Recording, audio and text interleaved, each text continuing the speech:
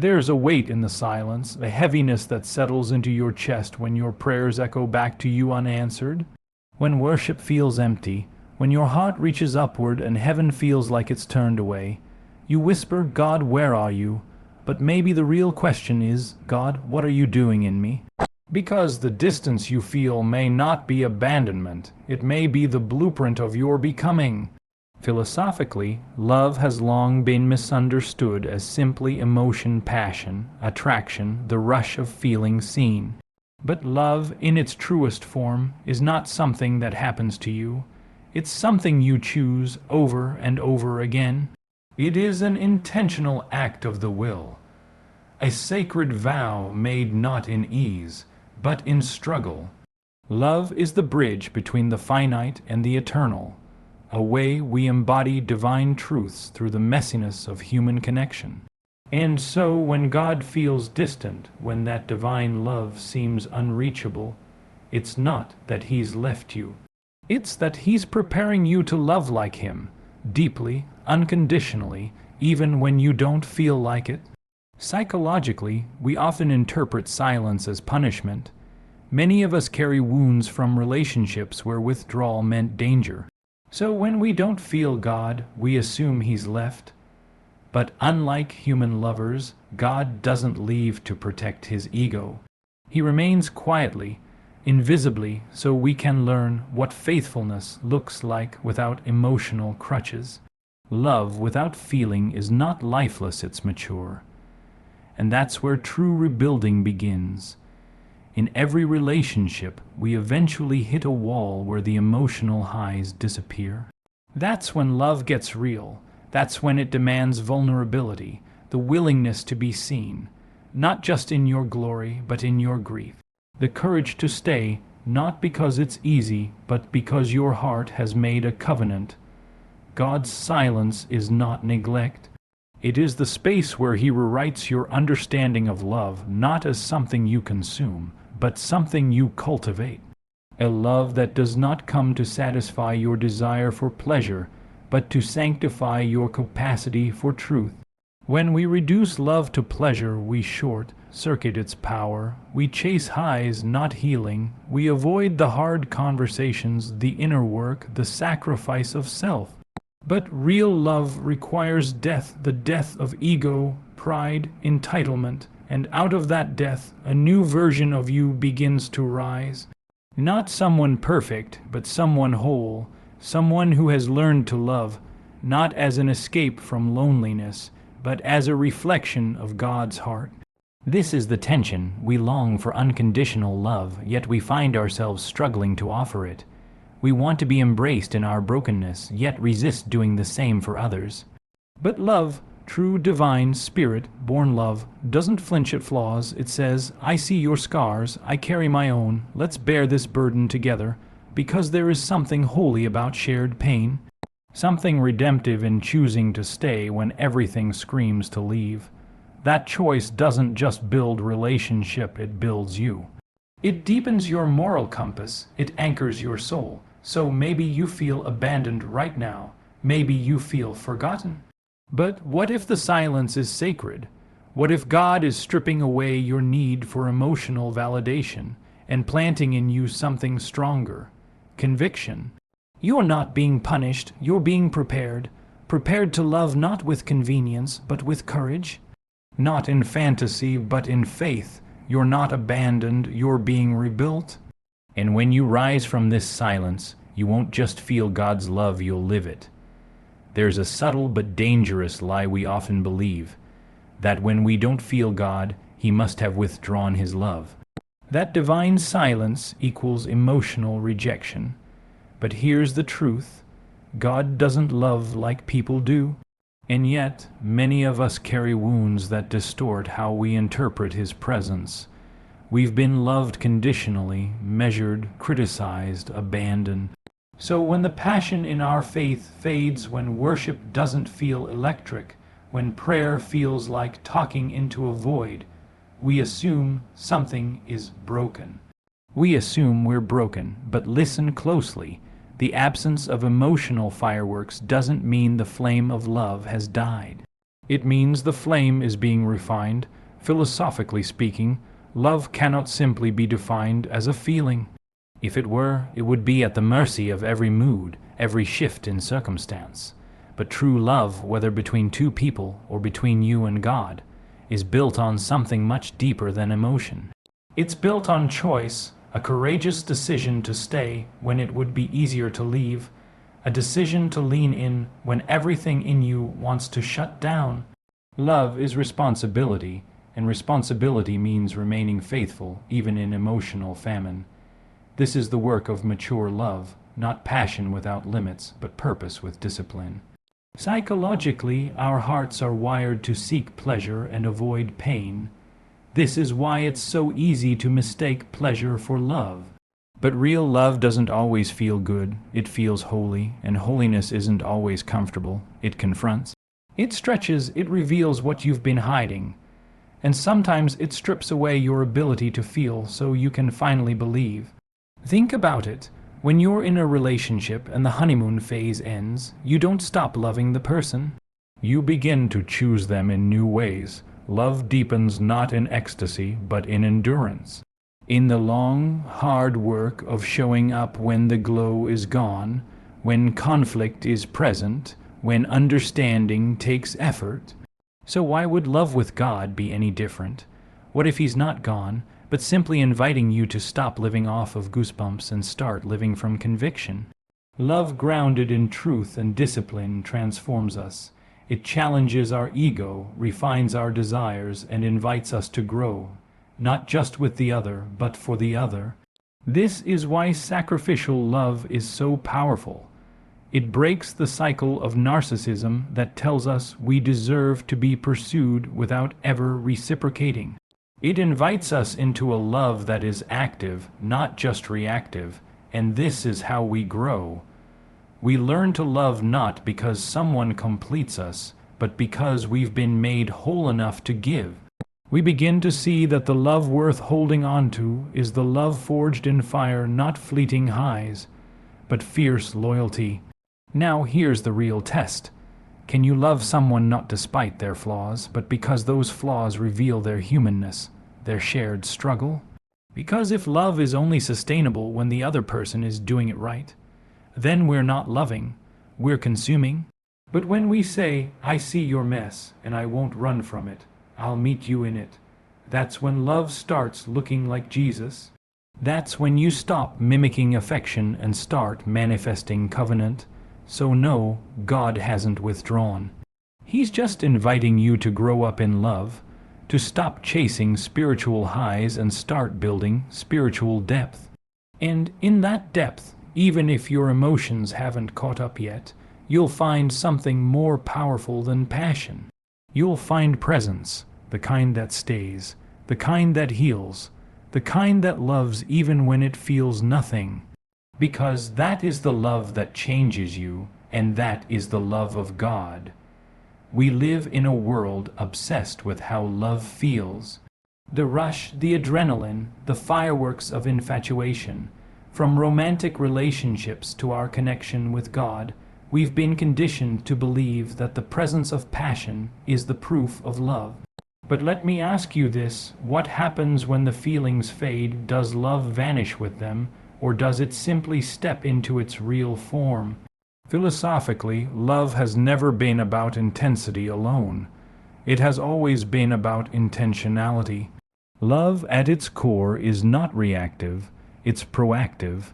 It's a movement of the will, a courageous act of surrender and responsibility, especially when the chaos of human connection threatens to tear you apart.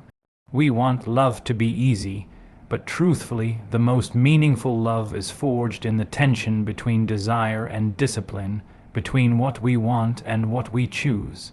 You see, passion is a beautiful spark. It ignites the connection, but it was never meant to sustain it. If passion is the fire, then obedience is the wood, the structure that carries the flame through storms. Psychologically, this is what separates mature love from fleeting infatuation. Immature love seeks highs. It's obsessed with pleasure, affirmation, validation. But mature love says, I don't need to feel everything to give everything. And that's where true intimacy begins. Real love integrates vulnerability, commitment, and sacrifice. These aren't emotional accessories, they're the very core. Vulnerability means you allow someone to see your wounds, knowing they could harm you, but praying they choose to hold you. Commitment means staying when it would be easier to run, and sacrifice, that's the part of love that costs you something, but gives you something deeper in return, transformation. Because love, true love, shapes who we are, it matures us, it refines our character, it compels us to grow out of selfishness and into selflessness. And often, it's in the moments where we feel the least emotional, the most disappointed or discouraged, that the decision to love becomes the most powerful. So what happens when your partner no longer inspires you? What do you do when your connection to God feels dry, when the worship no longer moves you to tears? That's when love shifts from being a reaction to becoming a revelation, the revelation of who you are and who you're becoming through the process. Here's the danger: if you reduce love to a hedonistic pursuit. If love becomes nothing more than what pleases you, excites you, or validates you, you'll abandon anything that challenges you.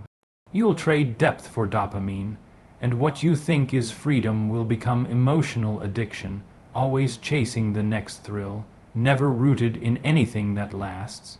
But when love is grounded in truth, discipline, and mutual growth, it becomes something holy. It becomes a mirror, revealing your weaknesses and your capacity for strength. It doesn't avoid imperfection, it embraces it, because loving someone in spite of their flaws is admirable, but loving someone because of their flaws, because those flaws are proof that they, like you, are carrying the burden of existence with trembling hands. That is divine. That is the love that Christ has for you. He sees your cracks and chooses you anyway, not as a project, but as a person worth dying for. So no, passion isn't proof, obedience is, faithfulness is, choosing to show up every day, even when your heart is tired and your emotions are silent, that's love. And in that kind of love, you don't just survive, you're sanctified.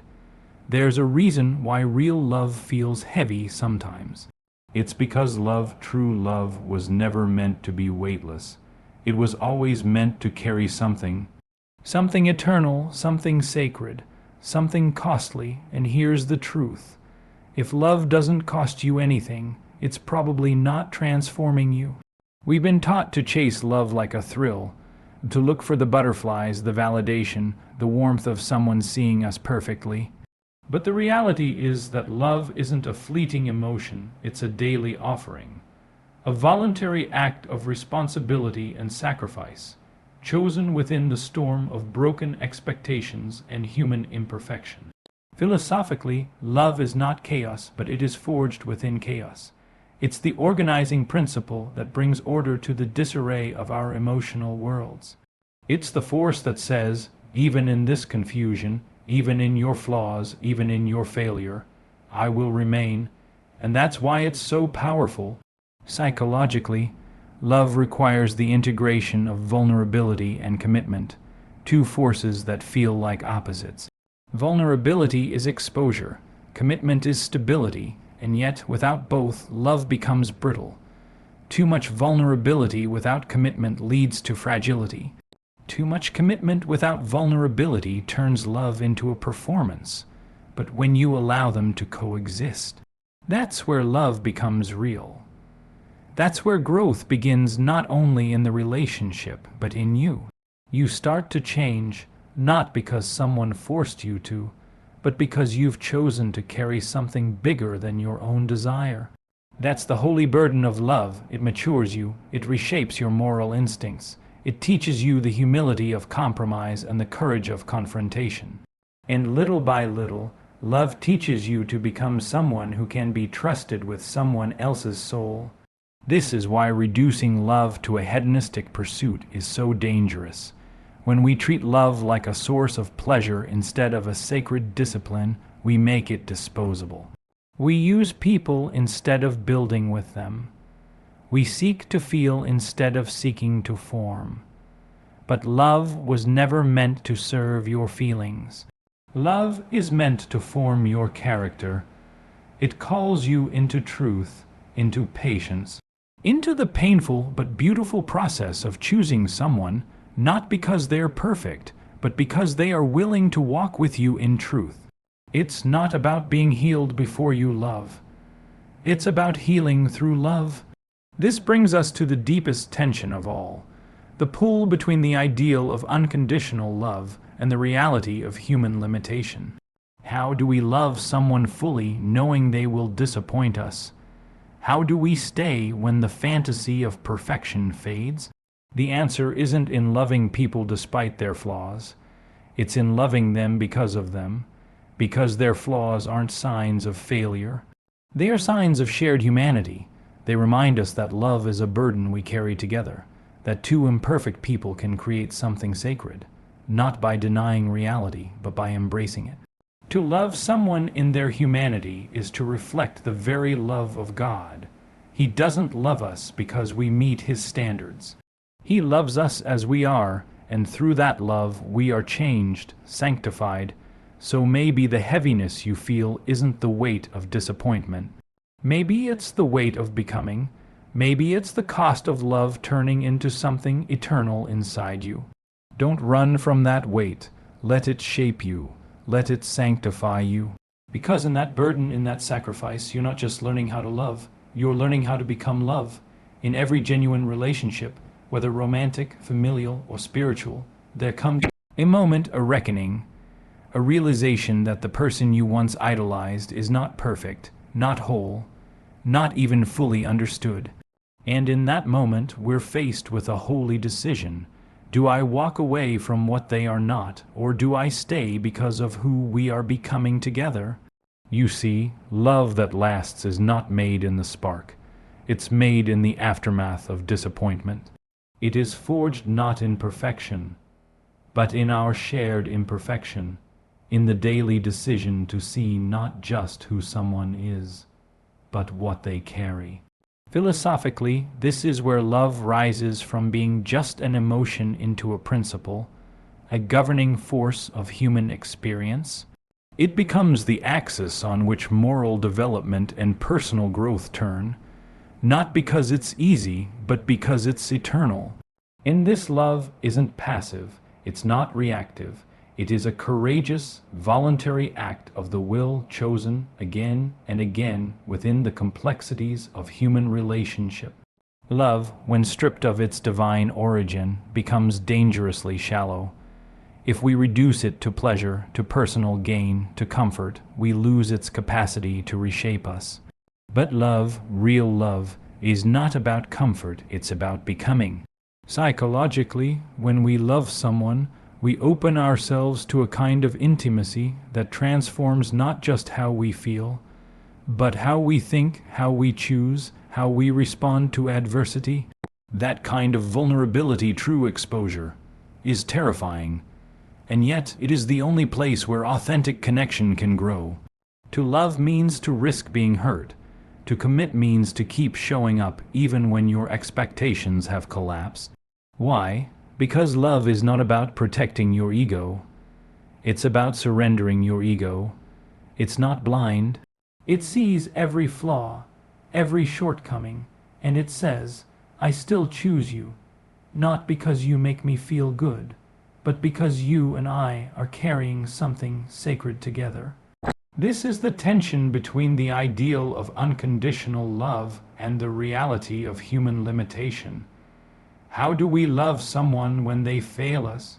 When they fall short? When they expose their brokenness? We do it by remembering our own. Because to love someone not despite their flaws, but because of them, is to understand the shared burden of being. We are all wounded. We are all healing. And in that fragile space between what we are and what we hope to become, love builds a sanctuary. This is where the spiritual dimension of love becomes undeniable. because only a love that comes from God can endure like this. A love that doesn't flinch in the face of pain. A love that confronts sin not with condemnation, but with redemption. That is the love that Christ demonstrated. A love that doesn't run when it's hard, but bleeds when necessary. And that's what we're called to mirror. So what does it mean to love truly? It means staying when it's easier to leave. It means forgiving when trust feels shattered. It means choosing the other not just once, but over and over, through seasons of joy, confusion, failure, and silence. Because every time we choose love, we are recreating the relationship. We are echoing the God who looks at us in our most broken form and says, "I still want you." That is the sacred beauty of love, not the absence of flaws, but the faithfulness despite them. Not because it's convenient, but because it is holy,